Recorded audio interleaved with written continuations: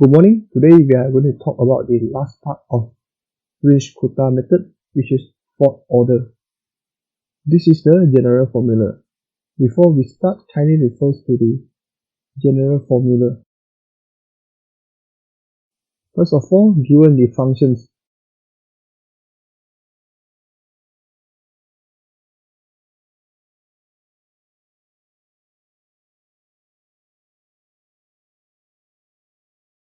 given the initial condition, T0 equals to 0, B0 equals to 0, while the step size is H equals to 1, and the range is between 0 and 2.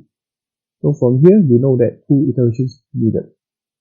For first iteration, we will list down the initial condition. So substitute the value of T and V. And then for K1, we'll get 305.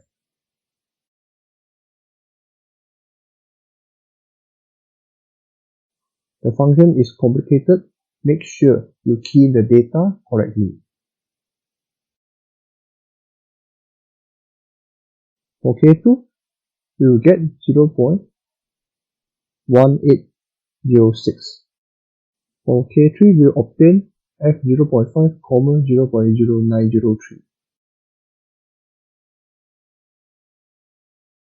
We use 4 decimal places in order to obtain accurate answer. So we substitute the value into the function. And then we will get 0.5403. While for K4, we will get F bracket 1, 0.5403.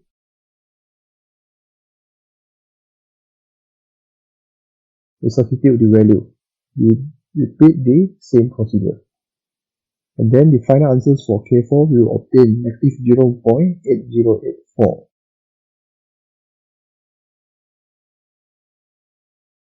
After getting K1, K2, K3, and K4, we will use the general formulas of fourth order of Runge Kutta method. And then for V1, we will get 0.2056. So we rewrite again. V bracket 1 approximate 0.2056.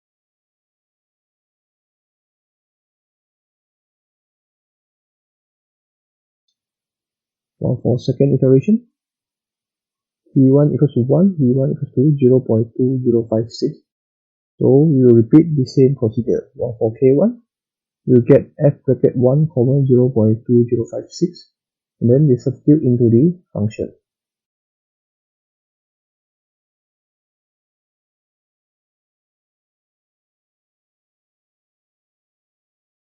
We will get 0.2999.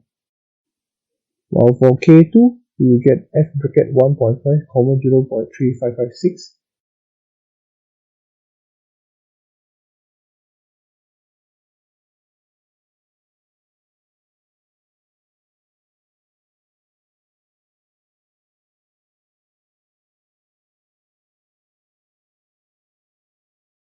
And then we substitute. We will obtain negative 0.2886 for K2.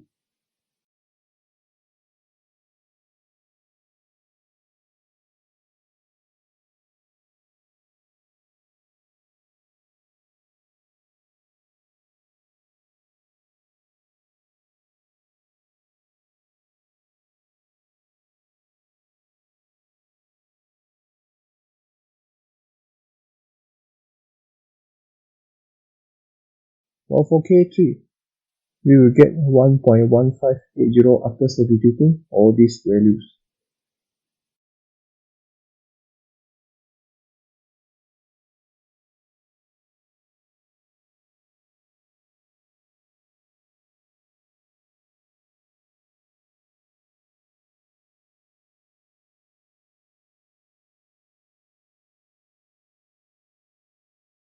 K4, we obtain negative 6.7423.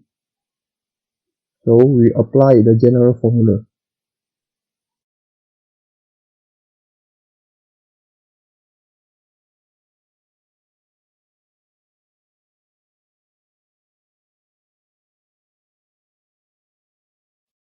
So our final value for V2 is negative 0.6783, while for T2, 1 plus 1 equals to 2. And then we rewrite again, we bracket 2 approximate to negative 0.6783.